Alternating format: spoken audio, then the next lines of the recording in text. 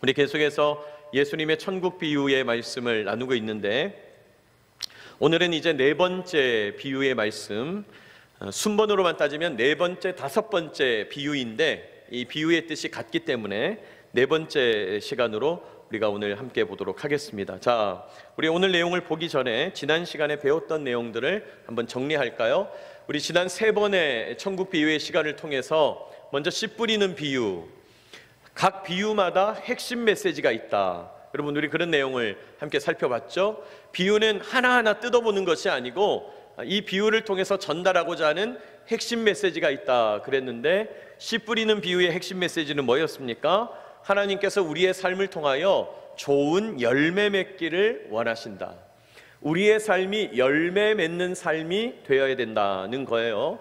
여러분, 열매는 생명을 의미하는 씨앗과 복을 의미하는 과육이다 그랬죠? 그래서 나도 살고 남도 사는, 그리고 생명을 이어붙이는, 생명을 전하는 그런 삶이 열매 맺는 삶이다. 하나님께 공급받아서 다른 사람에게 나누면서 사는 삶, 사랑받아서 사랑 나누고 은혜 받아서 은혜 나누는 삶, 그게 열매 맺는 삶이다. 우리 그랬습니다. 또 우리 두 번째 시간에는 알곡과 가라지 비유를 함께 봤어요. 알곡과 가라지 비유의 핵심 메시지는 뭡니까? 하나님이 분명히 심판하시는데 연기하고 계시다는 거예요. 왜 연기하시냐? 그 백성을 보호하시기 위함이고 우리에게 회개할 수 있는 기회를 주시기 위함이다. 오늘 우리 새벽 말씀에도 그런 말씀을 나누었는데요. 여러분, 하나님 아직도 기회는 있다 말씀하고 계시는 거죠. 교만의 재앙이 닥치기 전 아직도 기회는 있다. 그래서 여러분, 아무 일도 일어나지 않는다는 것은 앞으로도 아무 일 안 일어나겠구나, 괜찮겠구나 하고 안심할 것이 아니라 오히려 영적으로는 지금 이때가 변화할 때구나, 지금 이때가 변모할 때구나, 지금 이때가 새로워져야 할 때구나. 여러분, 하나님께서 우리에게 회개의 기회를 주신다. 기억해야 되겠습니다.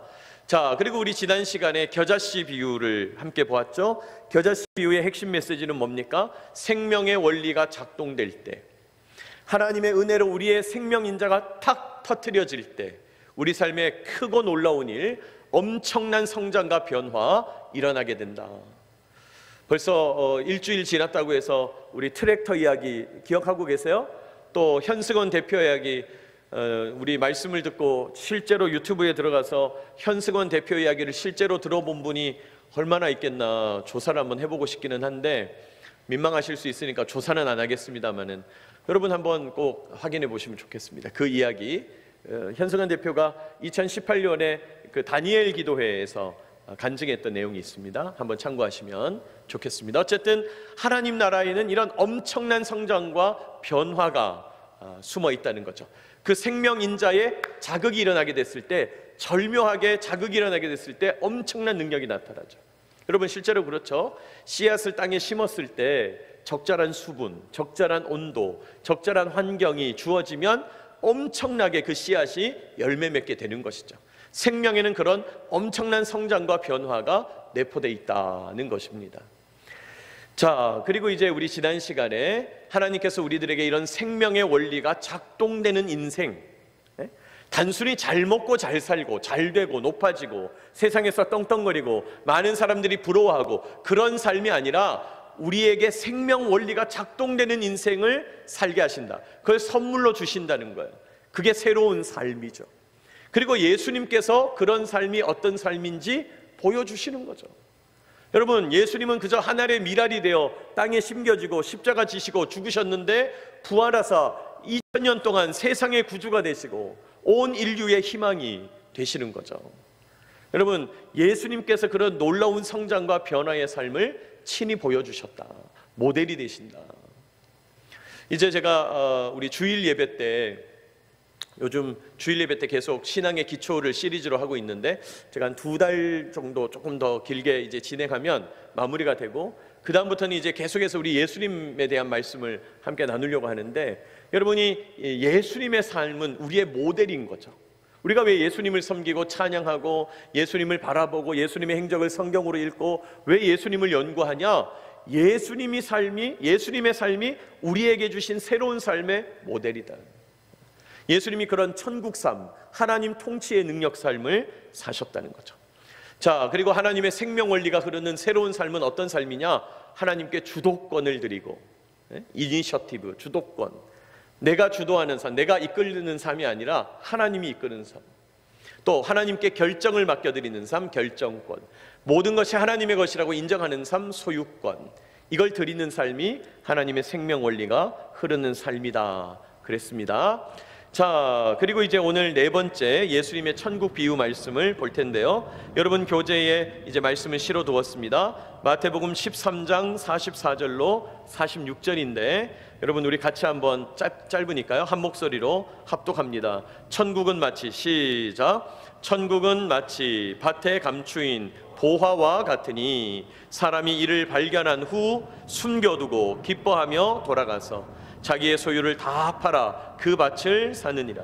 또 천국은 마치 좋은 진주를 구하는 장사와 같으니 극히 값진 진주 하나를 그 진주를 사느니라. 아멘.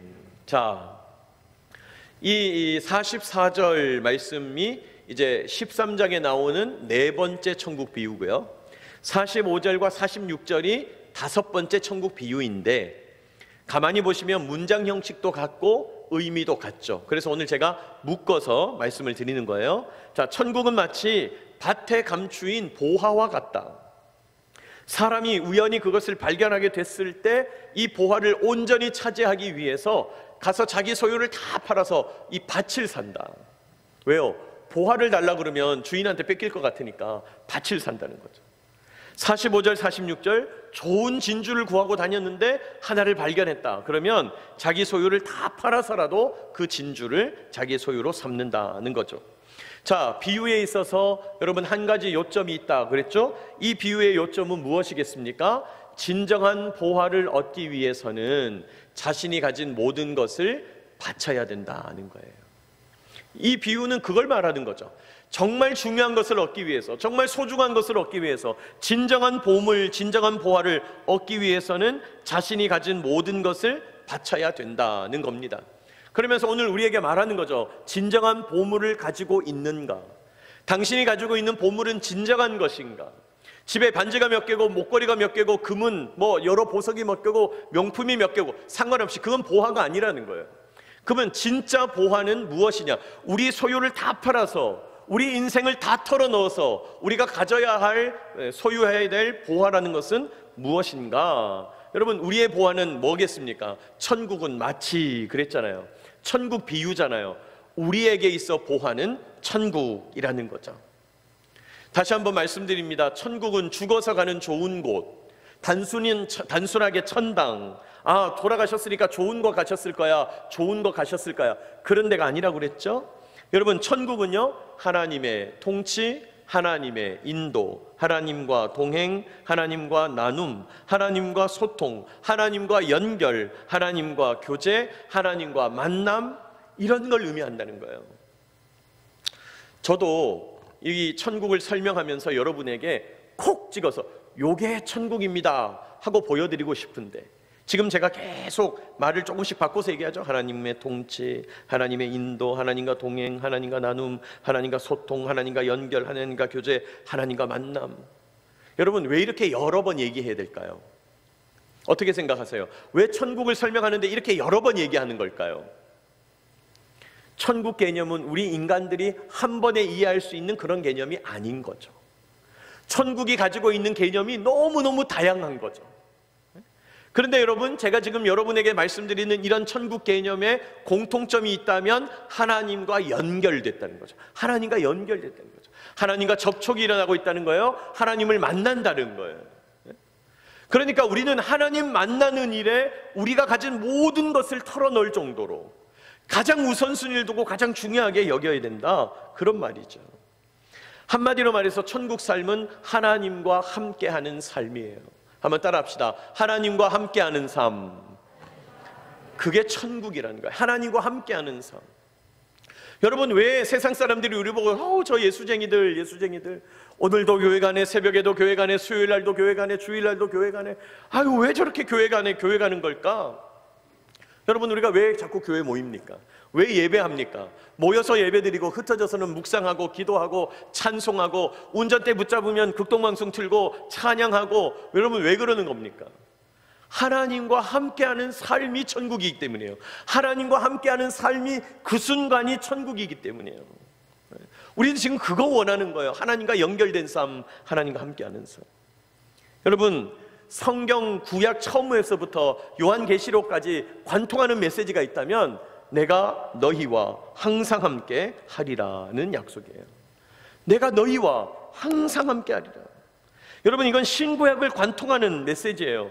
여러분, 우상에는요 그런 거 없습니다. 우상은 내가 너와 함께 한다, 상관없어요. 함께 안 해도 돼요. 그냥 나한테 이익만 주면 돼요. 우상은 내가 지금 이거 필요해, 그거 주기만 하면 돼요. 난 저거 필요해, 그거 주기만 하면 되는 거예요. 그러나 하나님은 내가 달라는 것은 안 줄 때가 많은데 늘 하나님 말씀하시는 게 뭐예요? 내가 항상 너와 함께 하리라는 거예요. 여러분, 하나님은 주고받는 것을 즐기시는 분이 아니라 우리와 함께하면서 우리의 인격적인 교제 나누기를 원하시는 분인 거예요. 그래서 여러분, 하나님을 만나면 우리가 변하는 거예요. 우상을 섬기면 변하지 않아요. 왜요? 그저 주고받을 뿐이니까요. 돈 필요하다 돈 받고, 권력 필요하다 권력 받고, 뭐가 필요하다 뭐 받고. 여러분, 그런 삶에는 희망이 없습니다. 그러나 인격적으로 교제하는 삶에는 사랑이 일어나고 능력이 일어나고 역사가 일어나는 거죠. 여러분, 하나님 우리와 함께 하시는 줄 믿으시기 바랍니다. 하나님은 영으로 우리와 함께 하세요. 안 보인다는 거죠. 그러나 분명히 실제하십니다. 시공간을 초월하셔서 우리와 함께 하세요. 예수님의 십자가 당시에도 함께 하셨던 그 하나님이 오늘 내 옆에서도 함께 하고 계시는 거죠. 시공간을 초월하는 거예요. 태초에 천지를 창조하신 그 하나님이 오늘 내 옆에서 역사하시는 거죠. 시공간을 초월합니다. 오늘 나와 함께 하시는 이 하나님이 장차 이 땅을 심판하실 그 하나님이에요. 시공간을 초월하는 거예요. 놀라운 능력이죠. 그 하나님이 나와 함께 하시고, 무엇보다 인격적으로, 제가 주일 설교 때 말씀드렸죠. 인격적으로 한다는 것은 뭘로 하는 거라고 그랬어요? 말로 할 때 똑바로 해라 그랬잖아요. 인격적으로 하는 건 뭘로 하는 거? 말로 하는 거예요. 아니, 하나님이 힘이 없어서 말로 하시겠어요? 아니, 여러분, 하나님이 손가락만 까딱, 아니 손가락도 필요 없어요. 눈짓만 까딱 하시면 지구가 다 화염에 휩싸일걸요? 근데 하나님이 힘으로 안 한다는 거예요. 그 강력한 하나님이, 그 강성한 하나님이 힘으로 하지 않고 뭘로 해요? 말로 한다는 거예요. 와, 나만 사랑을 느끼나? 여러분은 못 느끼시는 것 같은데, 네? 말로 하신다는 거예요. 얼마나 대단한 일입니까? 말로 하세요. 인격적으로. 그러니까 우리는 그 말을 듣기만 하면 돼요. 그 말을 받기만 하면 되는 거죠. 그렇게 하나님은 우리와 함께 하신다는 거예요. 자, 그런 의미에서 이 비유를 통해서 우리는 우리의 정체성, 우리 그리스도인들의 정체성을 알게 되는 거죠. 우리는 어떤 사람들인가? 오늘 설교의 제목에도 해당됩니다만은 우리는 보물을 발견한 사람들이에요. 뭘 발견했어요? 보물을 발견한 사람들이에요. 제가 보니까 여러분들은 보물을 발견한 적이 없으신 것 같아요. 별로 감동이 없는 거 보니까. 근데 여러분, 수많은 소설의 주제잖아요. 수많은 이야기의 주제잖아요. 보물선. 저희 어릴 때 보물선, 보물 찾아다니는 이야기. 어디에서 막 이렇게 땅을 팠더니 이제 삽 끝에 뭐가 털커덕 걸렸단 말이죠. 꺼내라, 꺼냈어요. 문이 열려있는데 막 어떻게 쳐가지고 딱 뚜껑을 열었더니 금은보화가 쏟아져 나온다. 여러분, 모든 사람들의 어떤 이 환타지잖아요. 모든 사람들의 바람이죠. 아, 횡재했으면 좋겠다. 근데 바로 우리가 보물을 발견한 사람이라는 거예요. 여러분, 우리는 어떤 보물을 발견했어요? 천국을 발견했다, 아까 그랬죠. 근데 사람들은 신앙생활이 보물인지는 잘 모르고 자꾸 딴 것 찾죠. 아, 우리 아는 어떤 사람이 재작년에 어디 집을 샀는데 글쎄 집이 몇 프로나 올랐대, 집이 얼마나 올랐대, 몇 억이 올랐대. 와, 좋겠다. 아, 나도 샀어야 되는데. 근데 우리는 알고 있죠. 그때는 돈이 없고, 그죠? 그때는 돈도 없고 정보도 없고 뭐 안 되는 거죠, 우리가. 여러분, 그것만 그럼 복이냐, 그것만 보화냐? 그렇지 않다는 거예요. 세상 사람들은 그렇게 풍요와 다산에 마음을 쏟지만은 여러분, 그것이 전부가 아니에요. 물론 하나님께서 주신 거룩한 땀 흘림을 통해서 여러분에게 정당한 대가가 주어지는 일은 귀한 일이에요. 고귀한 일이에요. 그건 하시기 바랍니다. 또 하실 수 있다면 재산 증식도 하시기 바라요. 그러나 우리는 그것만 하는 사람이 아니라는 거예요. 우리는 이런 물질과 재화 비교할 수 없는 천국, 하나님의 통치라고 하는 보물을 발견한 사람들이라는 거예요. 여러분, 오늘 비유는 우리들에게 너희들은 보물을 발견한 사람들이야, 이렇게 말하는 거죠. 자, 그런데 놀라운 건 뭐냐면 보물을 발견한 사람, 갑자기 횡재한 사람, 갑자기 큰 돈 번 사람, 복권에 당첨된 사람을 보면 어떤 일이 일어날까요? 여러분, 내가 보물이 없다가 보물을 발견했어요. 복권에 돈이 없다가 복권 당첨돼서 수백억을 갖게 됐어요. 그럼 어떤 일이 일어날까요? 여러분은 그런 상상 안 해보시나요?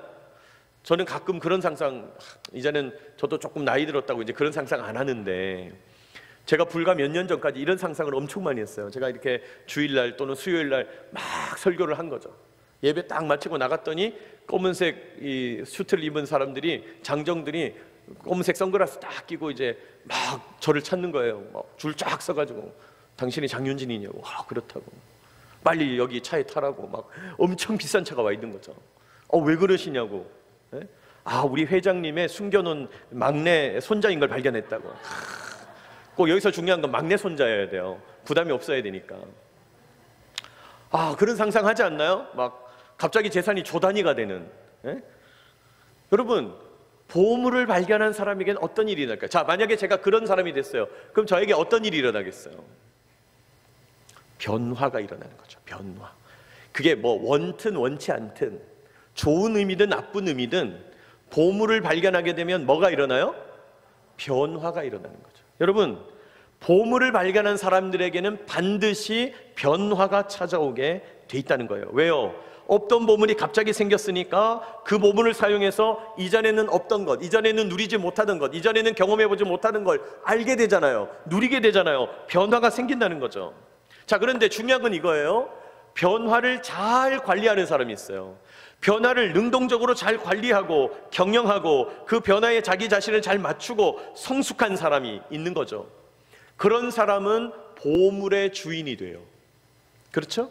그런 사람은 그런 변화를 잘 다루게 돼요. 근데 여러분, 우리가 복권 맞은 사람들의 최후 이런 거 가끔 이야기 나오잖아요. 몇 년 전에 400억 복권 받았던 어느 충청도의 무슨 A씨 그 삶을 추적해 보니까 지금 가보니까 완전 빌털털이 돼가지고 폐인 돼가지고 어디서 노숙자 생활하고 있더라. 이런 이야기를 심심치 않게 듣게 되잖아요. 왜 그렇습니까? 그런 큰 돈이 주어져도 관리할 능력이 없는 거예요. 경험도 해본 적이 없고 또 그 돈을 사용할 줄도 모르고 변화를 관리하지 못하고 경영하지 못하고 결국은 그 보화의 삶을 맡기고 재화에 놀아나고 돈 자체에 초점을 맞추고 자기 자신에게 자기 자신의 그 변화에 관심을 기울이지 않고 결국은 돈의 노예가 되어버리는 거죠. 어떤 변화냐 말이에요. 나는 어떤 변화, 보물을 발견하고 나서 그 보물을 잘 관리해서 사용하는 변화냐, 망하는 변화냐, 어찌됐든 간에 변화는 일어나게 된다는 거예요. 여러분, 자격이 안 된 사람에게 돈이 주어졌을 때 우리 드라마에서 가끔 그런 거 보잖아요. 지금 자격이 안 되는 사람한테 엄청나게 많은 돈이 주어졌어요. 우린 그런 사람을 뭐라고 부르죠? 졸부라고 부르죠. 졸부. 천박하다는 거죠. 졸부. 돈만 있지 아무것도 없는 거예요. 돈 빼고는 시체인 거예요. 그래서는 그 돈을 주체할 수도 없고 사용할 수도 없는 거죠.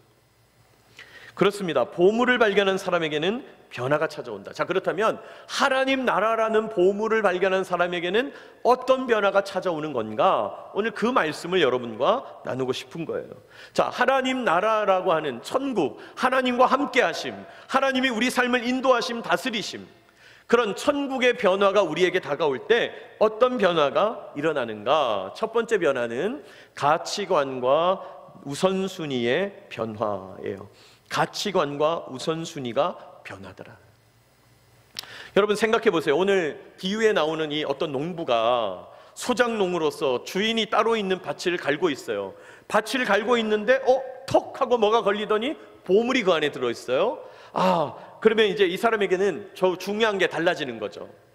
그 전까지는 농사 잘 지어서 소출을 많이 내어서 주인한테 한몫 떼어주고 나서 나한테 많이 나와야 할 텐데 거기에 관점이 있다면, 이제 보물을 발견하게 되면 어떤 관점이 생겨요?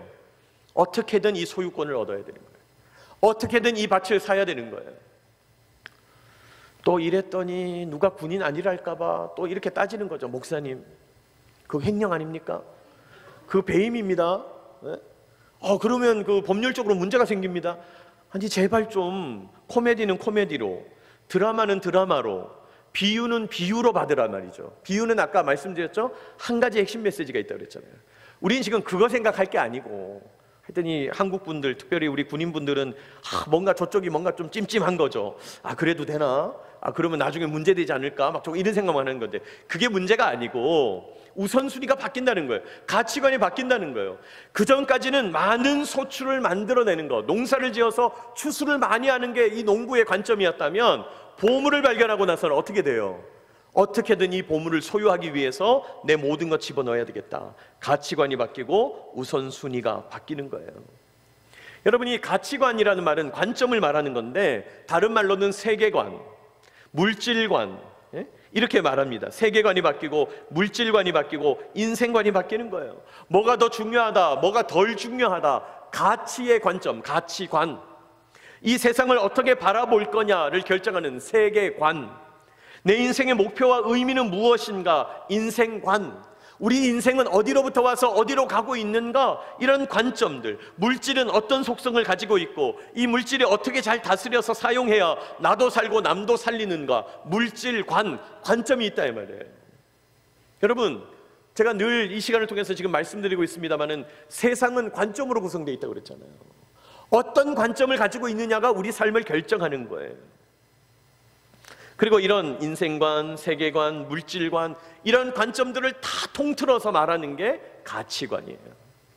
우리는 어떤 가치관을 가지고 있냐? 자, 우리는 여러분 수요일 저녁은 예배 드려야 된다는 가치관을 갖고 있는 거예요. 다른 것들 중요한 거 있지만 이게 더 중요하다는 가치관을 가지고 있는 거예요. 그게 가치관이에요. 모든 걸 결정하는 거죠.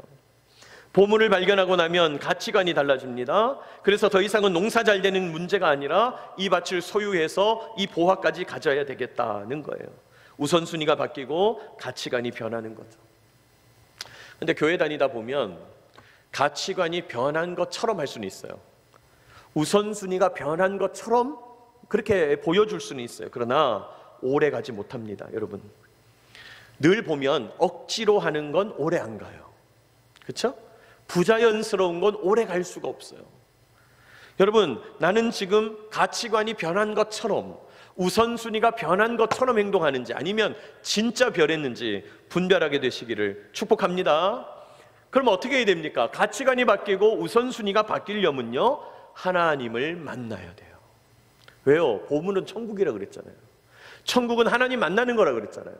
우리의 가치관을 바꾸는 방법은 하나님을 만나는 것이고, 우리의 우선순위를 바꾸는 방법은 하나님을 만나는 거예요. 여러분, 내가 하나님의 은혜로 구원을 받아서 복된 인생으로 살겠다, 그 열쇠가 어디에 달려있냐? 하나님과의 만남에 달려있는 거예요. 하나님과의 만남에 달려있는 거예요. 아무리 어린아이들도 하나님을 만나면 그 인생이 달라져요. 아무리 연세든 분도 하나님을 만나면 지금까지의 삶이 다 달리 해석되는 거예요. 모든 것이 하나님과의 만남에 달려 있습니다. 가치관이 바뀌고 우선순위가 바뀝니다. 이런 분들이 있죠. 내가 이 땅에 와서 많이 가지지도 못해도 우리 자녀들에게 이만큼은 남겨놔야 되겠다. 집은 이제 한 채 해야 되겠다. 내가 이만큼의 재산은 물려줘야 되겠다. 여러분, 정말 죄송하지만은 그것은 실패할 확률이 높습니다. 자녀들이 적어서 문제가 아니라 자녀들이 그것을 경영하지 못해서 문제거든요. 여러분, 자녀에게 진정으로 유산해야 되는 것은 세상의 가치, 집 한 채, 요즘 이렇게 부동산이 뛰고 있는 이런 문제가 아니라 우리가 진짜 유산해야 될 것은 하나님 앞에서의 가치관과 우선순위인 줄 믿으시기 바랍니다. 이거 너무 중요한 거예요. 여러분은 뭘 유산하십니까? 여러분, 여러분의 자녀들이 여러분을 향하여 이런 고백하게 되시기를 축복해요. 우리 아버지는 예배에 항상 우선순위를 두셨지. 어떤 상황에서도 우리 아버님은 예배를 드리셨어. 우리 어머니는 하루에 말씀을 묵상하지 않고는 하루를 시작하지 않으셨어. 우리 어머니는 늘 주방 한켠에 성경을 펴놓고 늘상 앉아서 성경을 읽고 계셨어. 우리 부모님은 새벽 예배 빠지지 않으셨지. 가정과 자녀와 나라를 위해서 기도하셨지. 나는 어릴 때부터 우리 사랑하는 부모님의 그런 축복을 받은 사람이야. 그렇게 자란 사람이야. 여러분, 우리 자녀들이 그런 고백하게 되시기를 축복합니다. 그게 진짜 유산이다 이 말이에요. 돈 몇 천만 원 지어주고 몇 억 지어주는 것은 폭탄을 안기는 것과 같아요. 여러분, 폭탄은 잘 쓰면 산도 날리고 개발도 하지만은 폭탄은 잘못 쓰면 자기도 죽고 남도 죽는 거예요. 여러분, 자녀들에게 뭘 남길 거냐? 뭘 남길 거냐? 응? 여러분, 이 세상은요, 예나 지금이나 그냥 미쳐 돌아가고 있어요. 어떤 분들은 왜 이렇게 세상이 안 바뀌냐고, 왜 이렇게 세상은 좋은 날 안 오냐고 이렇게 얘기하는 분이 있어요. 여러분, 영영 안 옵니다, 세상은. 왜요? 하나님 없는 세상의 종말이에요. 그게 하나님이 없기 때문에 이 세상에는 희망이 없는 거예요. 여러분, 이 세상은 늘 그렇게 이상하게 돌아가는데, 그러다 보니까 이 세상은 우상을 섬기면서 전부 풍요와 다산에 빠지는 거예요. 여러분, 이 세상 사람들이 왜 돈, 왜 풍요, 왜 그럴까요? 돈이 있어야 내 마음대로 하거든요. 돈이 있어야 내가 원하는 걸 이룰 수 있다고 생각하거든요. 그것도 거짓말인데 사실은. 여러분, 이런 악한 세상 가운데서 우리 자녀들에게, 우리에게 맡겨주신 청년들에게, 우리가 군선교 한다 그러는데 우리 신우들에게, 우리 청년들 자녀들에게 어떤 관점을 물려주는가, 그게 더 중요하다는 거예요. 세상의 가치관, 세상 우선순위에 빠지지 않고 하나님, 어릴 때부터 하나님 만나고 하나님과 동행하는 삶, 인생에 어떤 고난과 고통이 오더라도 하나님 안에서 몸부림치고 씨름하면서 하나님과 동행하는 삶, 보화를 누리는 삶. 여러분, 우리 자녀들이, 우리 청년들이, 또 우리가 그런 삶 살 수 있도록 하나님 앞에 나아가는 저와 여러분 되시기를 축복합니다. 그러므로 우리에게 있어서 가장 중요한 통치는 하나님과의 만남이라는 거예요. 하나님과 연합한다는 거예요. 여러분, 여기 우리 장로님들 또 권사님들 또 교회 오래 지킨 분들이 계시는데 연세 많은 분들일수록 더 고백하실 것 같아요. 여러분, 시간이 지나면 지날수록 신앙생활이 쉬워지는 게 아니고 하루하루가 더 기도하지 않으면 살 수 없는 일이죠. 여러분, 세상 일은 뭐 시간 지나면 편해질 것 같지만은 하나님과의 관계는 그렇지 않죠. 기도하면 기도할수록 의지할 것뿐인 거예요. 더 주님을 바라볼 수밖에 없는 거죠. 여러분, 하나님을 만나게 되면 우리에게 참된 가치관과 우선순위가 자리 잡게 될 줄로 믿습니다. 천국 백성의 삶을 살게 된다는 거예요. 자, 또 이제 하나님을 만나서 우리가 가질 수 있는 변화가 있다면 선택의 변화를 누리게 돼요. 자, 가치관이 바뀌고 우선순위가 달라지니까 선택이 바뀌는 거죠. 이게 중요한 말입니다. 다시요. 가치관이 바뀌고 우선순위가 달라지니까 뭐가 바뀌어요? 선택하는 게 바뀌어지는 거예요. 저 사람은 왜 모든 걸 선택할 때마다 저렇게 실패하지? 왜 모든 선택마다 저렇게 넘어지지? 왜 그렇습니까? 시각이 삐뚤어진 거예요. 관점이 잘못된 거예요. 우선순위가 어그러진 거예요. 여러분, 사람들은 내 욕망, 내 이익, 내 계획, 내 느낌, 내 생각, 내 주장, 내내 세상 사람들은 나를 고집하는 거죠. 그러나 가치관과 우선순위가 변화된 사람은 나를 선택하는 게 아니라 진리를 선택해요. 나를 선택하는 게 아니라 하나님을 선택해요. 나를 선택하는 것이 아니라 선을 선택하고 의를 선택하게 된다는 거예요. 그래서 여러분, 하나님을 만나서 관점이 바뀐 사람이 그러므로 선택이 달라지니까 언어가 바뀌고 행동이 바뀌는 거예요. 여러분 아시죠? 말은요 전부 선택이에요. 내가 똑같은 표현을 어떻게 할 건지 선택하는 거예요. 너는 왜 그 모양이야? 이런 말도 선택할 수 있지만 네가 그렇게 하니 내 마음이 참 힘들다 라고 선택할 수도 있는 거예요. 여러분, 똑같은 상황, 똑같은 반응인데 어떤 말을 하느냐에 따라서 상대방도 달라지고 나도 달라져요. 여러분, 혹시 여러분이 속해 있는 어떤 부서나 조직이나 공동체나 소그룹이나 여러분 직장에서나 가정에서 이상하게 말만 하면 뭔가 분란이 생기고 어려움이 생깁니까? 뭔가 지금 표현에 문제가 있는 겁니다. 네? 제가 간만에 이 경상도 지역에서 목회를 하다 보니까 저도 이제 반 서울 사람이 돼가지고 왜 자꾸 싸우시지? 막 이런 느낌을 받는 거죠. 네? 이렇게 사투리를 막 격하게 쓰시면서. 근데 싸우는 게 아닌데 말이죠. 근데 여러분, 그것도 선택이죠. 우리가 이 말을 높게 할 거냐 낮게 할 거냐, 부드럽게 할 거냐 세게 갈 거냐, 이걸 선택하는 거거든요. 여러분, 우리가 선택이 달라진다는 말은 언어가 달라진다는 말이고요, 좋은 언어, 복된 언어, 세우는 언어를 사용하게 된다는 말이에요. 선택이 달라진다는 말은 따뜻한 행동, 친절한 행동, 온유한 행동을 선택한다는 거예요. 똑같은 누군가를 위한 일을 하는데도 불평, 불만, 짜증, 화내면서 하는 사람이 있고, 그래, 그럴 수도 있지, 그래, 내가 한번 더 해주면 되지, 그렇게 하는 사람도 있는 거예요. 선택의 문제다 이 말이에요. 그러므로 하나님 앞에서 천국을 소유하게 되니까 언어가 달라지고 행동이 달라지는 거예요. 여러분, 가치관과 우선순위가 변화했다, 그건 내면의 변화라면요, 언어와 행동이 달라진다라는 것은 외면의 변화죠. 가치관과 우선순위가 달라져서 내 속이 달라지는 것이 나타나면 자연스럽게 선택이 바뀌면서 언어와 행동이 달라지죠. 그렇게 나의 외면이 변화되기 시작하는 거예요. 그러면 여러분, 주변에 있는 사람들부터 느낍니다. 아, 이분은 참 따뜻하다, 이분은 참 편안하다, 이분은 참 좋은 분이다. 사람들은 변화를 감지하죠. 여러분, 우리의 변화를 가장 빨리 감지하는 분이 누구일까요? 가족들이죠. 남편의 변화를 가장 빨리 감지하는 사람은 아내고, 아내의 변화를 가장 빨리 감지하는 사람은 남편이죠. 자녀들도 마찬가지고요. 이분 많이 달라졌다, 이분 쓰는 말이 달라지고 행동이 부드러워졌다. 여러분, 이런 평가받게 되시기를 축복합니다. 내가 달라져야지, 그 문제가 아니고 하나님을 모시고 사니까 선택이 달라지더라 이 말이에요. 그러니까 언어가 달라지고 행동이 달라지는 거예요. 이 모든 것을 가능케 하는 변화의 뿌리에 하나님의 통치가 있더라는 거예요. 모든 것을 가능케 하는 변화의 뿌리, 그 속에 천국이 존재한다는 것입니다. 자, 오늘 제가 여러분하고 나눈 말씀을 그림으로 한번 정리를 제가 해보려고 합니다. 그래서 여러분, 교재 제일 뒷면에도 그림을 하나 제가 그려놨는데, 자, 이 그림이죠. 여러분, 이 그림을 보시면 우리의 언어와 행동이 변화되는 것은 외면의 변화라고 그랬잖아요. 열매가 달라지는 거예요. 열매가. 그런데 그 열매는 줄기가 튼튼해야 맺어지는 거예요. 여러분, 줄기가 비실비실한데 열매 맺는 나무는 없는 거예요. 그렇죠? 자, 그런데 이 모든 열매와 줄기의 건강은 어디에 달려 있습니까? 뿌리에 달려 있는 거죠. 심지어 열매도 사라지고 줄기도 잘려나가도 뭐만 살아있으면, 뿌리만 살아있으면 그 나무는 죽는 게 아니에요. 여러분, 세상 사람들은요, 돈도 날렸어, 자기 모든 재화도 날렸어, 명예도 날아갔어, 내 인생 실패했어, 어려움 당했어, 고통 당했어, 나는 이제 죽었어. 아니라는 거예요. 우리는 하나님과 만나고 있기 때문에 우리의 뿌리는 튼튼하다는 거예요. 세상 사람들은 뿌리 없는지 몰라도 우리는 뿌리가 있는 거죠. 그게 뭡니까? 천국이죠. 하나님을 만나는 거죠. 하나님의 통치를 받는 거죠. 하나님의 통치를 받아서 뿌리를 내리고 있으면 우리의 보이지 않지만 우리의 내면, 가치관과 우선순위가 변하는 거죠. 그리고 아름다운 언어, 아름다운 행동으로 열매를 맺는 거예요.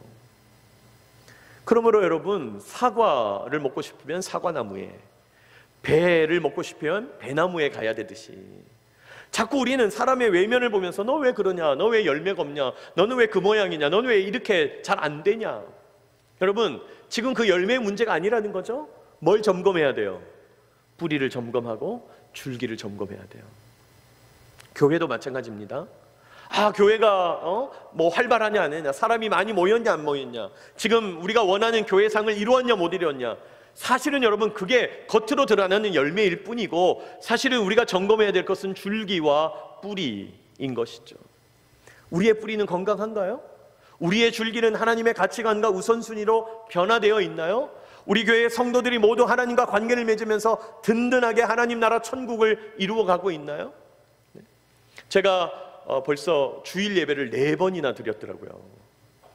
여러분, 4번의 주일 예배 드리면서 제가 첫 번째 시간에 그 말씀 나눴죠. 하나님과의 만남밖에 없다. 말씀, 기도, 그리고 하나님과의 만남, 그게 우리 삶, 우리 신앙생활의 모든 것을 결정한다. 그런 말씀 드렸죠. 우리의 체질을 튼튼히 해야 됩니다. 여러분, 체질이 튼튼한 사람은 요즘 같은 폭염에 딱 티가 나잖아요. 막 너무 힘들고 정신 못 차리고 막 체력이 달리고, 그런 분들은 체질이 약한 거예요. 이렇게 더운 날도 그래도 자기 맡은 일 잘 감당할 수 있으면 체질이 든든한 거죠.